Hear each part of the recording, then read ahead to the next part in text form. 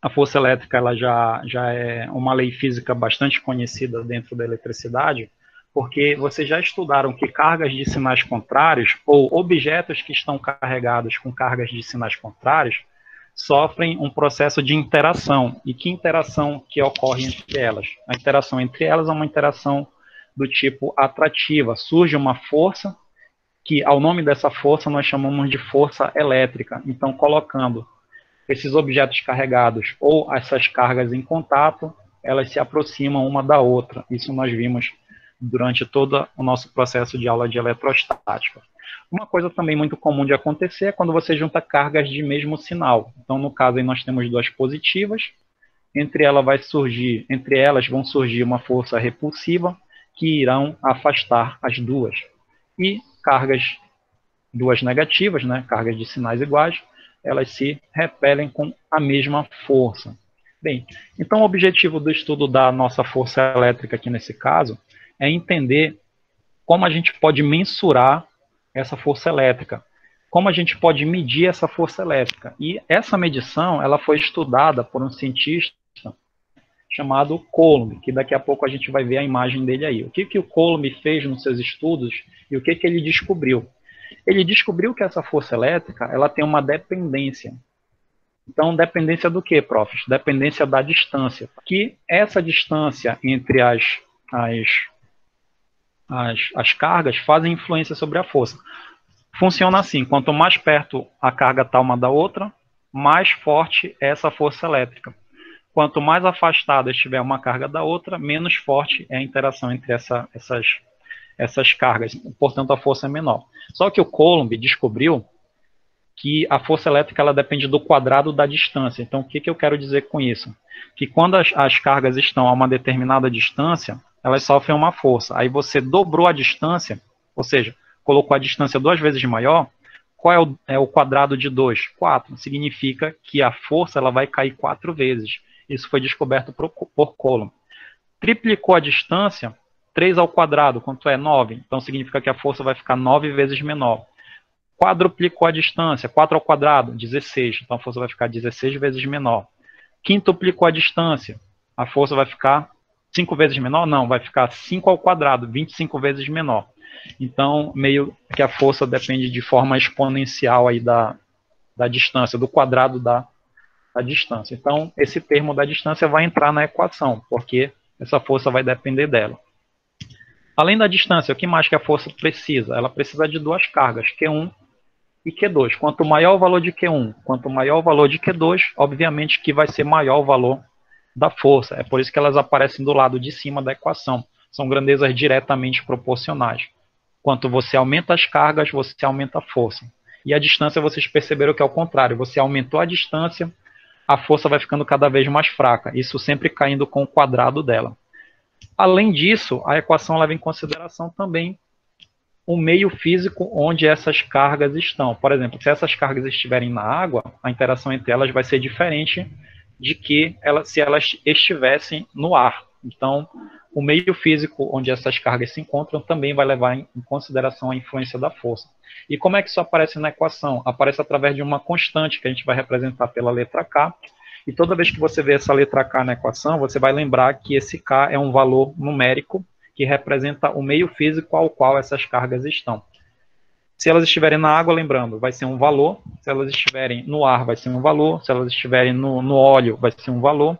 Se elas estiverem no vácuo, vai ser um valor fixo também, que é um valor de 9 e 10 a nona, que é o que a gente sempre utiliza nos nossos exercícios de física para resolvê-los. Então, neste caso, se você estiver anotando aí essas informações num caderno ou tirando print, guardem essa informação da equação, porque ela é utilizada sempre que se trabalha com força elétrica. Então, a famosa lei de Coulomb também, ou lei da força elétrica. Tá? O Coulomb viveu de 1736 a 1806. Nesse momento, agora a gente vai fazer o famoso experimento de física. Eu vou diminuir aqui a tela. Então, eu tenho aqui na minha mão esquerda, um canudo. E na minha outra mão direita aqui, ó, eu tenho um pedaço de papel. Bem, para essa experiência funcionar bem, eu preciso que a minha mão não esteja molhada, né? Que é o caso que está um pouquinho aqui, que eu estou um pouco nervoso. A presença de vocês assim me deixa um pouco nervoso, não sei por quê. E um pedaço de papel também tem que estar seco. O canudo tem que estar seco, ele não pode estar molhado. Bom, bem, o experimento ele consiste no seguinte: eu vou colocar aqui um livro para ele não cair lá para trás da mesa aqui. Ó. Se eu colocar esse canudo na parede, vocês observam que esse canudo ele não gruda, ele cai. Eu tento segurar o canudo na parede, ele cai aqui em cima do livro. Tá? Olhem o que eu vou fazer. Vou ficar segurando o canudo aqui para vocês não acharem que eu vou até botar o papel na parede aqui também para vocês não acharem que tem alguma cola, alguma coisa. Vou ficar segurando aqui o canudo.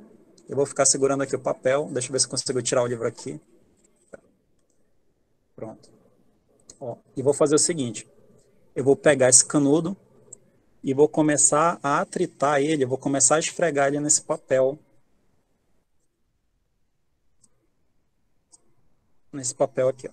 Começando a esfregar, esfregar. Bora ver se vai funcionar, né, pessoal? Espero não passar vergonha aqui na frente de vocês. Eu vou colocar ele na parede agora.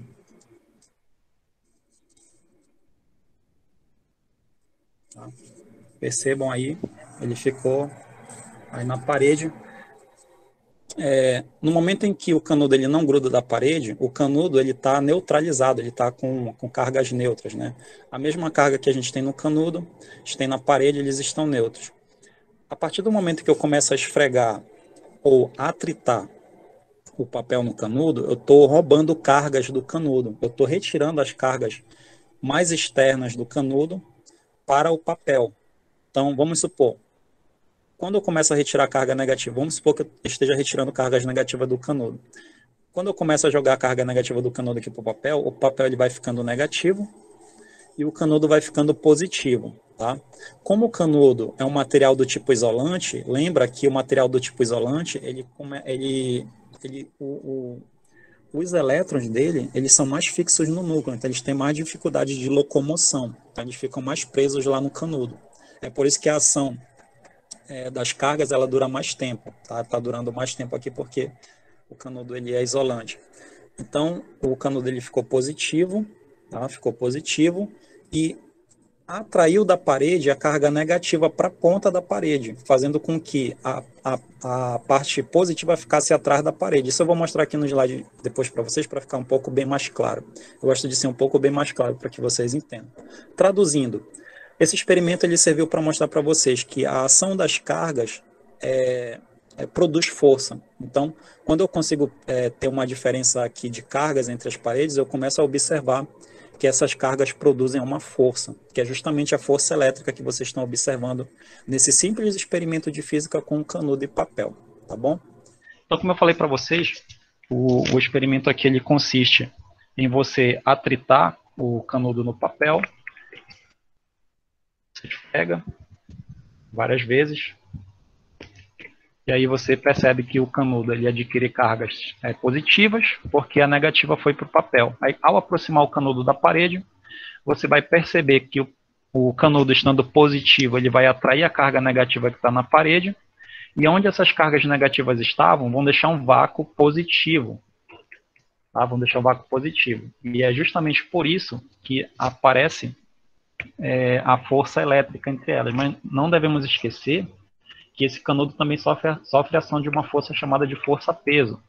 Tá? Essa força-peso aí que é puxada, que faz com que o canudo seja puxado para baixo, que depende da massa e da gravidade dele lá. Lembra lá, P igual a mg, você calcula lá no primeiro ano, quando você estuda.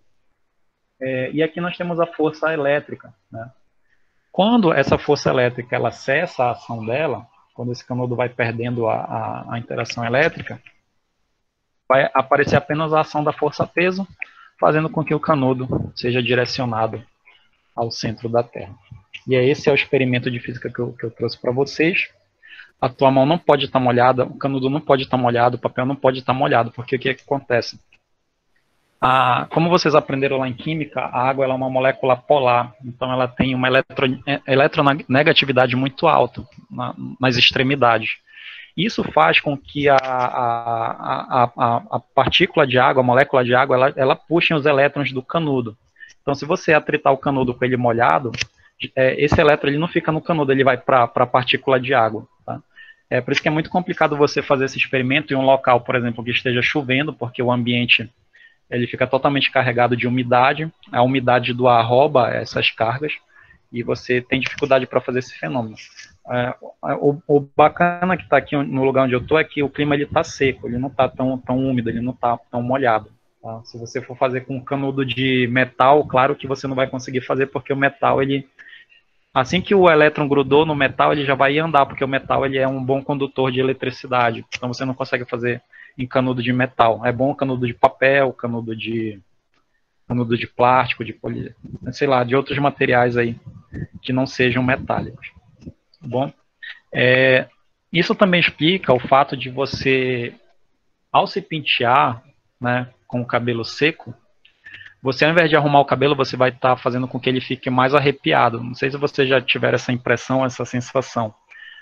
Quando você está com o pente passando no cabelo, na verdade você está fazendo um processo de eletrização por atrito. Você está roubando cargas do seu cabelo, fazendo com que o seu cabelo fique positivo. Então, os fios que vão ficar com a mesma carga vão começar a se afastar um do outro. Aí você vai perceber que seu cabelo vai ficando cada vez maior, né? Vai ficando cada vez mais volumoso. Vamos lá.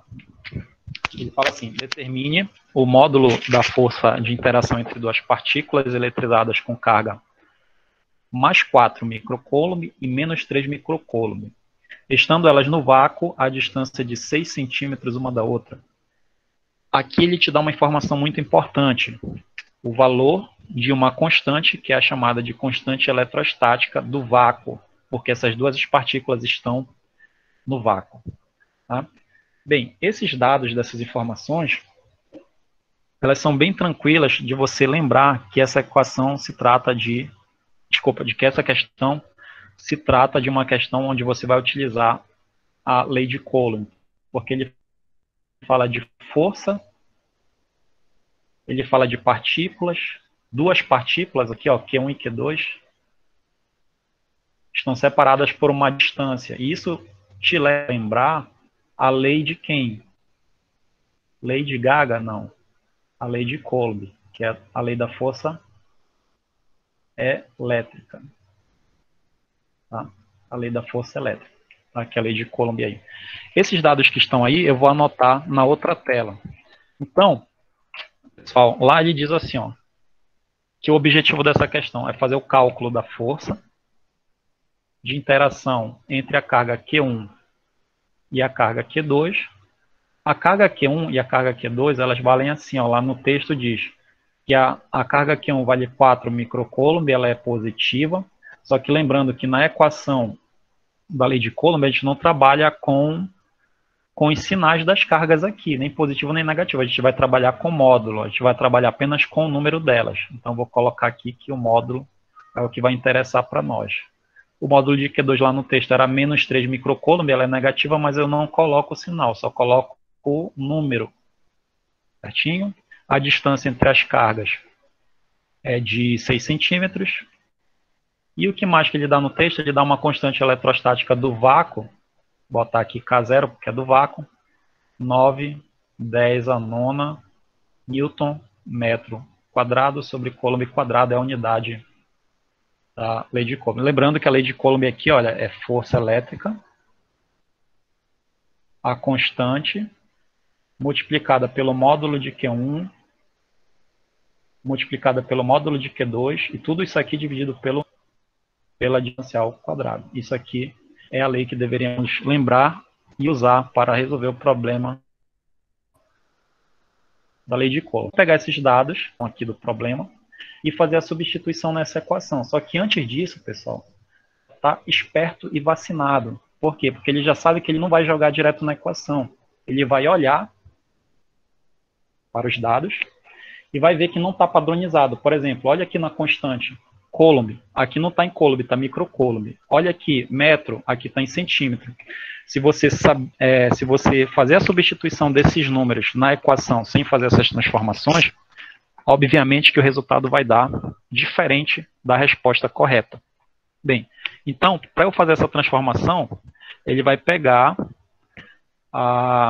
essa carga e fazer a transformação. O micro, lembra lá, ele equivale a uma potência de 10, 10 a menos 6. Então vai ficar 4, 10 a menos 6, C.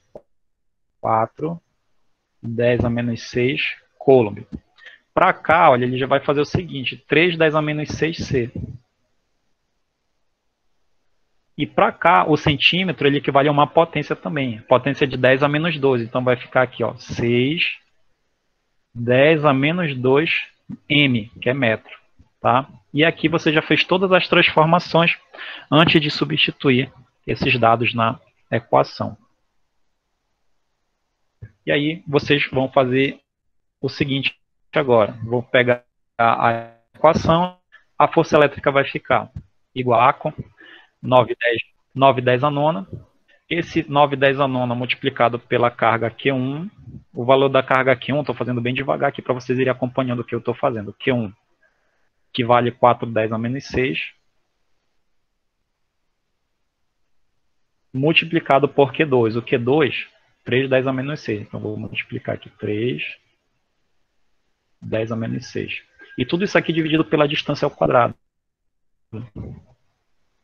Só que a distância ao quadrado não é 6 centímetros, é 6, 10 a menos 2. É tudo isso. Então, você vai pegar tudo isso elevado ao quadrado. Por que eu estou falando assim bem devagar, pausadamente e dando ênfase para isso? Porque às vezes o aluno esquece de elevar aqui embaixo ao quadrado, tá bom? Então você coloca tudo isso ao quadrado. Legal? Estou sendo didático, pessoal.